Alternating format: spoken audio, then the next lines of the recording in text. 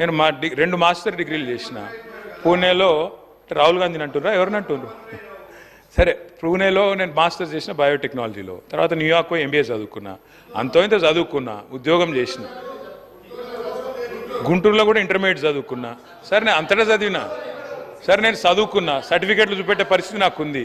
వాళ్ళు ఎక్కడ చదువుకున్నారో తెలియదు, ఏం చదువుకున్నారో తెలియదు. నేను మాత్రం చదువుకున్నా, కష్టపడ్డా, ఉద్యోగం సంపాదించుకున్నా.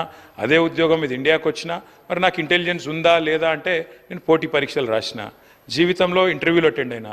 మరి ముఖ్యమంత్రి గారి గతం ఏందో నాకు తెలియదు, రకరకాలుగా చెప్తుంటారు కానీ నాకు గతం తెలియదు.